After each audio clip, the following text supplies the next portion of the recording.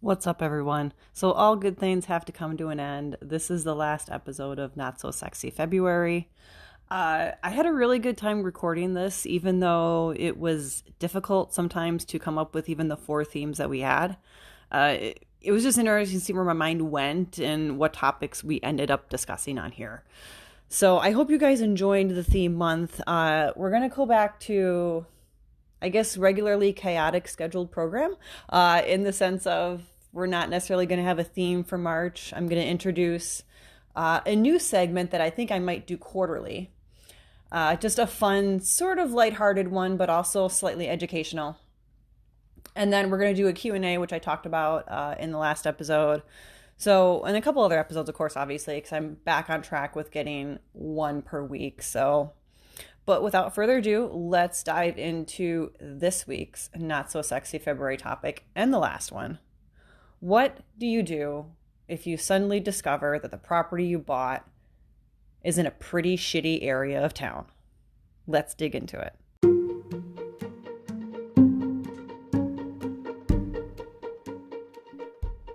Building a real estate portfolio is as much about buying properties as being a de facto entrepreneur. I'm Karina Ufinger. I'm a multi-property investor, rental management company CEO, and also a landlord coach. I'm going to show you the systems and knowledge you need to thrive as a real estate entrepreneur. From your first property purchase to building a portfolio of passive income where you work less than 5 hours a week, you'll learn the essential information and skills to build a profitable portfolio and live the life you truly want. Whether you are well on your journey or just starting out, you're in the right place. Welcome to the Landlord Chick Podcast.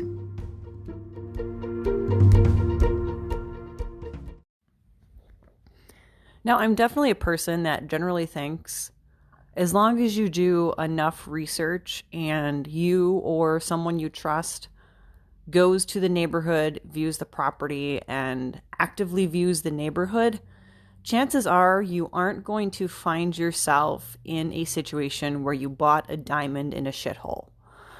Sometimes it does happen though, and that's realism speaking here. Because if you are, let's say, either a busy or out-of-state investor, you will do your research. You'll go on Trulia, you'll look at Crime Macking, you'll have Crime Spotters or Crime Stoppers, or I think it's Crime Spotters is another source for criminal activity, getting like a rundown of what kind of criminal activity.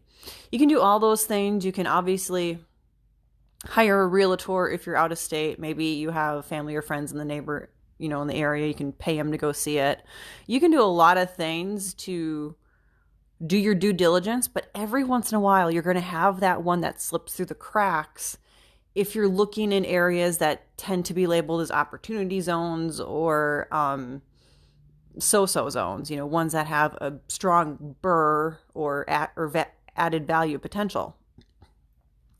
So that being said, every once in a while, we're going to have one that slips through the cracks. Hopefully, you only, in your entire investing career spanning, let's say 30 or 40 years, you only end up with like 3 that slip through the cracks where you bought a really good diamond, but it's in a pile of shit. So let's talk about what steps you can take beforehand to try and prevent that, but then also let's talk about crap, you've already signed the documents. Now what do you do next? So for starters, if you are an out-of-state investor, you want to get boots on the ground, a realtor that you can have, I guess I'd say special requests for. I say special requests because I realize that I am sort of in the minority with the way I approach handling out-of-state investors, and this isn't like tooting my own horn. But being a realtor now for 7 months hardcore, I definitely see that, you know what? Some realtors can sometimes be lazy, especially when it comes to investors, because either it's ignorance that they don't really understand investing, or they're kind of like, oh, well, it's fine if this one's not quite that great. He'll buy another one. It'll be totally fine. It'll be fantastic. And I'll get more money from that one. I'm not really sure what the thought process is. But anyway, getting back to our topic, you want to have a boots on the ground that you can request special things from. So one of the things I encourage you to do is have your realtor or your boots on the ground, or you yourself, if you're local, go to the property And what you're going to do is you're going to drive around like the 3-block radius, and you're going to go up and down every side street, and you're just going to take a gander around at the various conditions of the properties. You're going to look at sort of the activity that's going on. Now, what you want to do is, if you're trying to decide if something's going to be in a bad area or not, the worst time to go is between the hours of 6 a.m. and 12 p.m. because the hooligans are all sleeping. Like, they seriously probably just went to sleep. So when you're trying to decide if a neighborhood is going to be rougher or not, you want to go, usually it's mid to late afternoon and then into the evening. Obviously, I'm definitely not going to recommend that you go somewhere sketchy in the dark. So try and avoid going there in the dark. And if you do want to go in there in the dark or have somebody go there in the dark, it shouldn't be a slow drive. It should be like a very concentrated, like regular speed drive. Do your driving Miss Daisy, like at least in the daylight, in the mid-afternoon, early afternoon when there's still daylight. But definitely don't do your driving Miss Daisy at night if you're going through a potentially questionable area. The other thing you want to do is have your boots on the ground or yourself take pictures in a full 360 fashion, standing from the sidewalk or the street of the property that you're looking at buying. And that gives you a full 360 view of the neighborhood, what the immediately surrounding houses are like, what the condition is like, and then you also get little bits of maybe neighborhood info. So you might see the next door neighbor's porch. There's a lot of people sitting around. Maybe they're drinking beers, or they're smoking cigarettes, whatever. And you kind of see across the street. Maybe there's a yard with a lot of cars in it, and they're kind of crummy cars, or they're like parts cars, you know. Anyway, you'll see things in these pictures that can kind of paint a picture of what the neighborhood is like. So that's two of the things that I recommend you do in person in the area, or have someone do them for you. The next thing, you want to go online, obviously do your Trulia crime mapping, do your Crime Spotters, I'm pretty sure it is. Do all that information. I also recommend that you go on to like MLS and just kind of look at, or even Trulia or Zillow again, and just look how you can see property values or prices will change, like based on crossing over into a different section of town. Because this will give you an indication of, okay, so these are less expensive than this section over here in the northwest quadrant. So this is probably a less desirable area of town. This is all building up to basically knowing what's going on in that area. The other thing I recommend you do is do a Google search for Fargo, North Dakota. Really horrible example. Let me back up. I'm trying to think of a better one. So maybe you're looking at investing in Asheville, North Carolina. So you Google Asheville, North Carolina crime and just see what comes up like in the last 60 to 90 days, the news articles that get published. Maybe the police department has put out like a crime blotter of sorts. Just look and see what comes up when you do a Google search of whatever city and state potentially that you're looking at investing in the word crime, and just kind of see what comes up in the search results. If you're dealing with a bigger city, like for instance here in Wisconsin, you know, you're looking at like Racine, Waukesha, Madison, even areas like La Crosse, I would make notations of some of the places that the crimes have happened. So it'll say, you know, on the corner of 19th Street in Fremont, you know, just kind of keep track of that and then map it. And map it kind of old school on MapQuest. Back in the days when maybe some people listening to this don't remember this, you might be younger than me, but back in the day when we were making a road trip and we didn't have physical GPSs like even TomToms yet, we'd go on to MapQuest. And if you're driving out to like Phoenix, Arizona, you'd have stop A, B, C, D, and you would add in your different stops. Well, I want you to go to mapquest.com and do that same thing with the data that you got for the crimes from your internet search, like whatever news articles you found that mention specific crimes. And then that kind of gives you an idea as well, easily, of where these areas are located that these crimes are happening in. So that's a really good kind of old school tip for figuring out, especially an area that you're not familiar with. So if you're investing in a state or a city that you've never been to yourself or you didn't really live in, that's a great thing to do, is to do your own sort of crime mapping based on your Google search. So this is all the stuff we're going to do to prevent it. but we've had one that slips through the cracks. So what do we do now?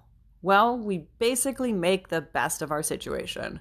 If we're given lemons, we try and make a slightly sweet lemonade out of it that's not too tart. But of course, that's not going to be extremely easy. One of the first things I recommend you do if you have a situation where you have occupied tenants, if you feel you need to clean house because you've got some riffraff in there, don't hesitate to clean house to get the riffraff out of there. Now, you might be thinking, wait a minute, why would I do that if I'm not entirely sure I'm going to get a better tenant? Because here's the way I look at it. Right now, you have in your unit a devil that you don't know. You didn't run the application. You really don't know them at all. This is your first time meeting them. Maybe upon your tour of the unit, you got kind of definitely let's call it a shady feeling from them. It's really the devil you don't know. You take them out of the equation. You remove them from the unit legally, however you have to do that. Then what you're going to do is you're going to fix it up. How much you fix it up, again, this is going to depend on the neighborhood. So are you going to put in all new tub surrounds and all new backsplash in this place? Probably not, because you bought what you thought was a diamond in a shit stack. You're likely not going to put that much money into this place because you're not likely to get it back out. So you're going to do some of your more basic cosmetic things. Obviously, if you've got really out-of-date cabinets like from the 70s or something, I would recommend you reface them or replace them. But don't go too hardcore extreme, because even though you are renting in a lower class neighborhood, that doesn't mean that 70s cabinets are going to be something that's going to be attractive, or it's not going to be something that somebody turns down because, they want newer cabinets. So I want to be sure that you're understanding that there are some things you might have to do just to stay slightly competitive, but you're not going to go above and beyond and sort of go over these huge hurdles to create a fantastic unit.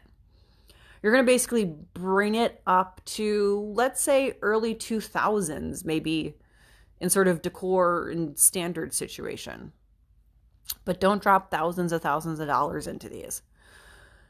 So you've rented, so you've gotten out the tenant, you've got it vacated. Now you're going to rent out to, a devil that you know. So you're going to rent out to someone that you're running the application, you're meeting them, you're talking to their employer, et cetera, et cetera. You're renting to your own version of this clientele, someone that you have had interactions with or that your property manager has had interactions with. So they've done some of their vetting.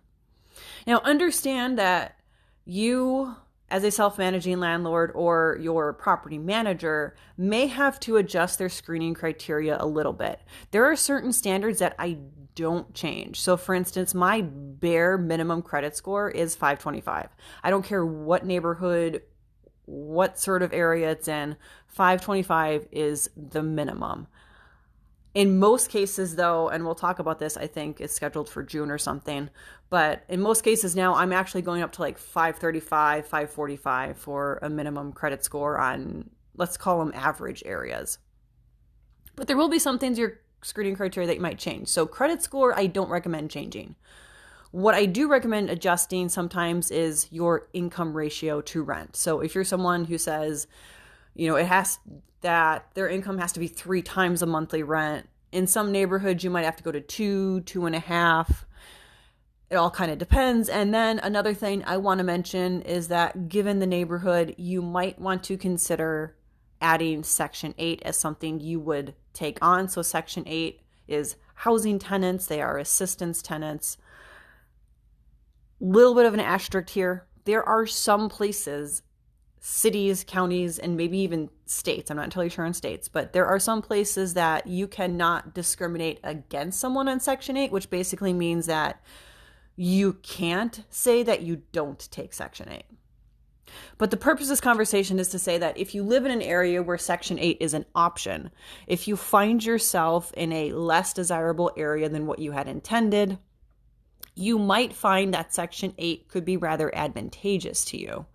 Number one, it's going to provide you with generally consistent income, except for when the rare occasion that the government shuts down. I do remember I think like 4 years back, I had an owner who had Section 8. The government shut down for a fairly decent amount of time, and it was actually covering the first part of the month. So those assistance checks were a little late. But other than those occurrences, it really is consistent income that happens all the time. Like really, it happens 99% of the time. So if you get a tenant who happens to be full Section 8, that's having all of your rent like assuredly coming in the first of every single month direct deposit. So depending on the area that you're in, you might want to consider accepting Section 8 if it's an option to or not. Also, the reason you want to do that is because they're going to be more prevalent, generally speaking, in likely that neighborhood. So I mean by that is I'm not saying that everyone in this clientele is going to be a Section 8 voucher person, but the concentration of them is going to be higher than if you're in, let's say, let's give the letter grades here. They're going to be higher concentration in like a C minus or a C than they are in a B minus or a B. They're going to have a higher concentration in the C neighborhoods than the Bs.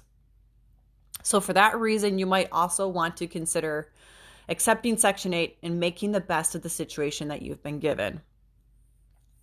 Now, generally speaking, you can limp along a property in a not so great area for a fair amount of time because a lot of this is just going to come back to good screening and then opening up your options with Section 8, maybe even taking pets, whether it be certain pets, whether it be just cats or just dogs and certain weights of dogs or certain breeds of dogs. If you open up your options more, you're going to have a higher chance for success in this, let's call it a lower class neighborhood. If you're opening up your pool of tenants, you have more that you could potentially rent to.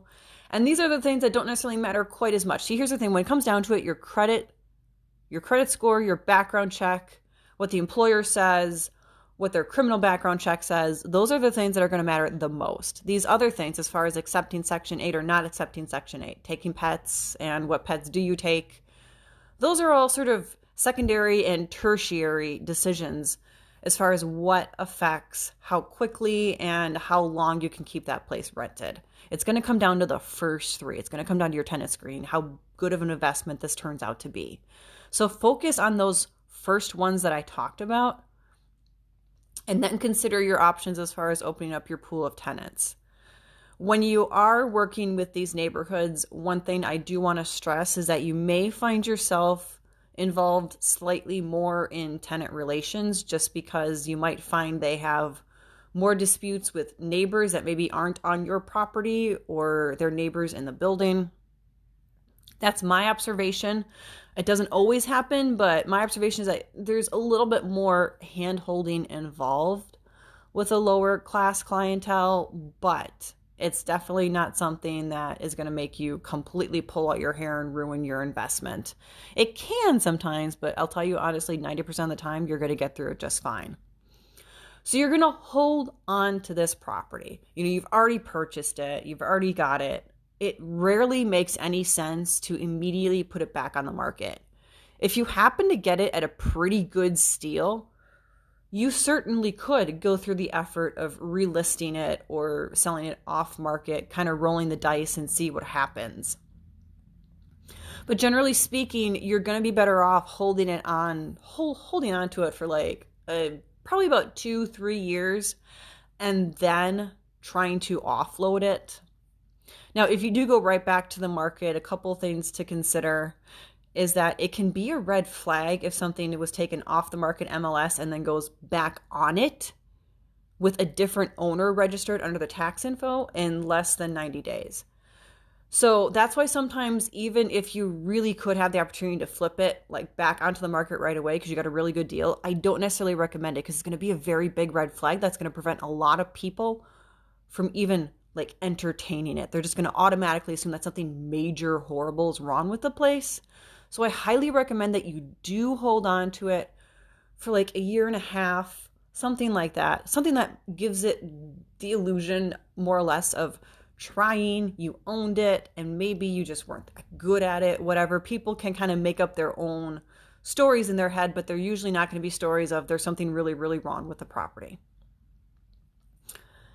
So I hope this helped you guys understanding, like, first off, how to avoid a bad area, and then kind of second, coming up with a game plan about what the heck do you do if you unfortunately ended up in a situation where you're in a bad property.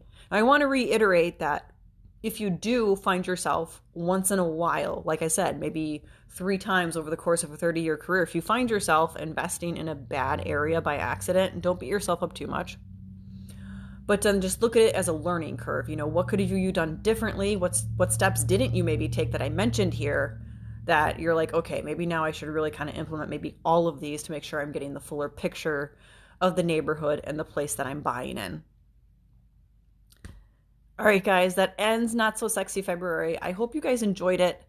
If you want me to do another theme, let me know. I'm totally open for doing every once in a while a monthly theme. If you guys have a theme you'd like to see, absolutely hit me up over on Instagram at LandlordChick. You can send me messages on Anchor as well. I've gotten a few messages from you guys, so thank you so much for those. You guys are giving me compliments on the podcast and how consistent I've been. So I really do appreciate that, because this podcast is something I've had for, I think, 3 years now, but I have never put as much consistent effort into it as I have in the past, 2 months or so. And it's certainly really enjoyable for me, and it's paying off because I'm connecting with a lot of you and I'm helping a lot of you. So thank you guys so much for listening, for hanging in there with me if you've been here from the beginning, because I know it's been kind of a bumpy ride. We're going to start out March with a awesome Q&A. It's going to be what I call a spur of the moment Q&A, in the sense of I am reading the questions live for the first time while recording the podcast. You'll get my immediate reactions, you'll get my gut answers, and it's going to be a fantastic time. So you guys have a great end to February, and I will see you in March.